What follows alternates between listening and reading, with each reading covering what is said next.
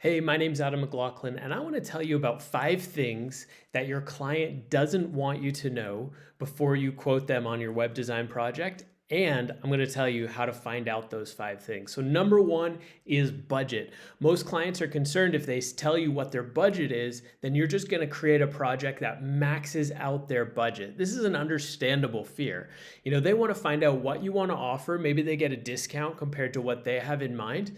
But that's definitely a concern that if they tell you I've got $20,000, you're going to send them a quote for $19,500. But if they tell you I've got $5,000, you're going to send them a quote for $4,500.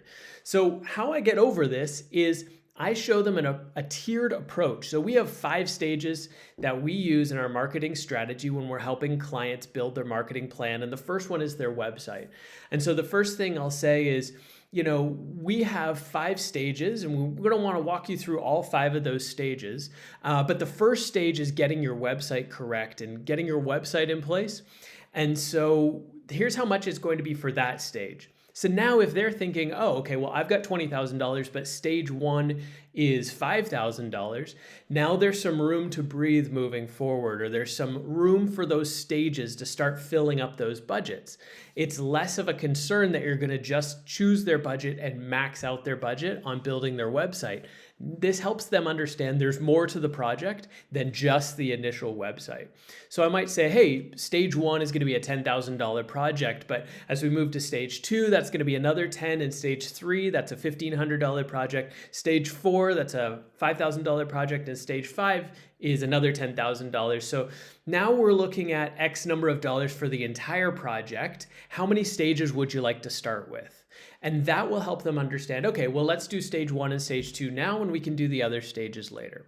Okay, the second thing they don't want to tell you is they have more budget than they're letting on. And they might not even realize they have more budget than they're letting on. Maybe they're doing a newspaper ad and they're not even thinking of that as budgeting, or they're a member of the Chamber of Commerce and they go to networking events and they might not even consider that part of their marketing budget. But it is. It's something that they're paying in order to market their business. So they usually have more budget than they're letting on, and even they may not realize how much budget they have. So I like to ask the question, what is your marketing budget per year? And then I start asking, do you spend any money on the local high school, the brochure that goes out at the football games? Do you spend any money on the radio? Do you spend any money in newspapers? Do you spend any money advertising with other businesses? Do you have any cross-promotion strategies? And you want to really find out what are all the things they're spending money on, because that is realistically their marketing budget, even if that is more than what they think they want to pay for a new website. Okay, so instead of asking, what is your budget for this project? I like to ask, what is your current marketing budget for the year and where is that currently going? Okay, that was number 2. They have more budget than they're letting on, and maybe even more budget than they know about. Okay, the third thing they don't want you to know before you give them a quote is that while they may understand some technical aspects or some marketing strategy aspects or some design aspects, if they knew it all, they'd probably just do it themselves. And so you're bringing to the table something they don't know how to do. It's kind of like you don't necessarily want to appear to the mechanic that you don't know what they're talking about, because that mechanic might then notice that and take advantage of you. And so they might come across like, oh yeah, I understand all these topics, but really they probably don't in the way that you do. And so you want to comfort their concerns. And you want to say something like, I'm not here to drown you in technical details, but I'd like to figure out how your business is growing currently and how we can throw gasoline on that fire. And now listen to how they respond to that question and see if you can identify what part of their marketing strategy they understand and what part you can bring to the table and help clarify for them. Okay, so number 4 is they care more about their business on your discovery call than they care about finding out about your business.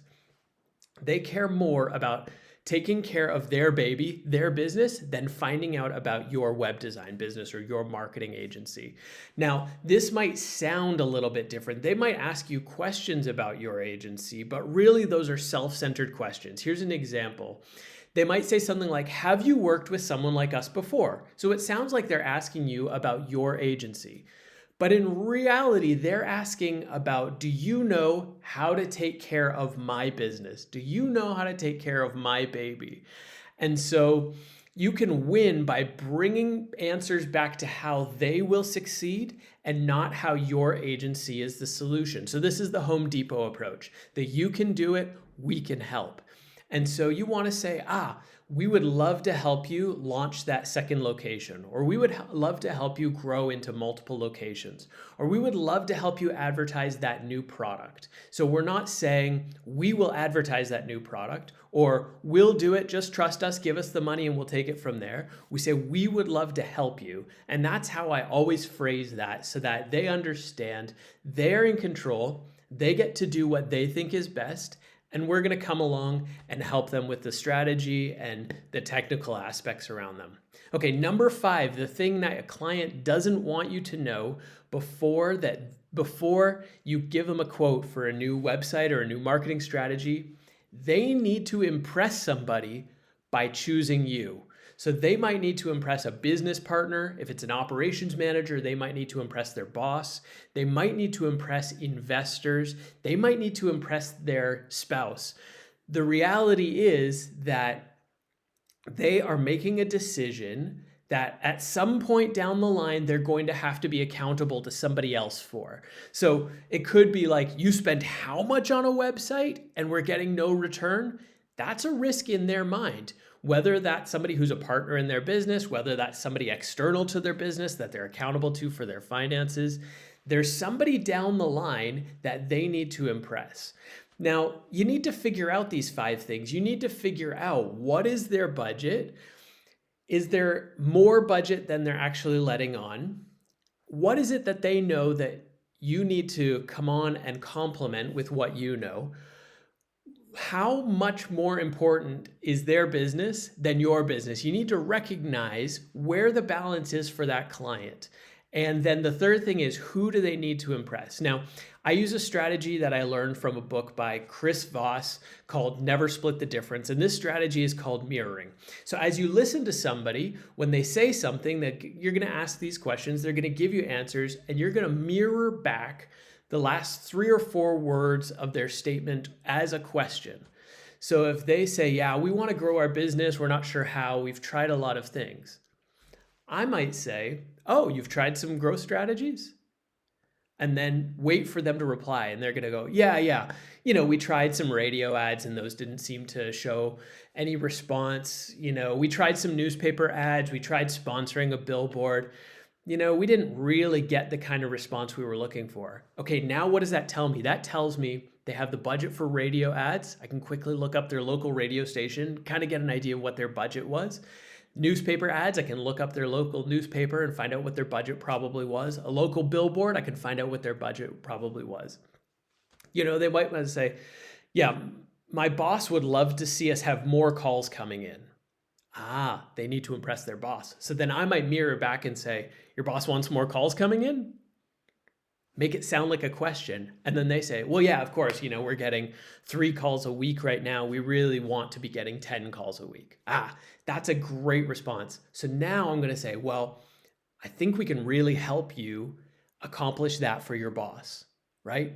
Let us help you do it yourself, right? Okay, so now what you're going to do is take those last 3 or 4 words or 3 or 4 key words in their sentence and simply repeat it back to them and wait for their response. And they're going to start coming up with all the answers that you need to all these questions. That's a little technique called mirroring. It helps them open up. It makes them feel like you've listened to them, and it helps them identify the problem, and then you can offer a solution. So a typical client discovery call for me is about 30 minutes long. 20 minutes is me asking these questions and mirroring. And then I want to tell them a little bit about my business and how I think I can help them. And then the last 5 minutes is, do you have any questions for me? And usually they're like, no, I think I've summed this all up. But if they do have questions, remember those questions are more about their business than they are about your business. That client wants to know, can you help them? That client's not interested in being impressed with all the things that you've accomplished. Okay, so ready? 5 things clients don't want you to know before you give them a quote. Number 1, their budget. Number 2, that they have more budget than they're probably letting on. Number 3, that you know something they don't know. Number 4, their business matters more than your web design business. And number 5, they need to impress somebody. Use mirroring to get those answers in your discovery call.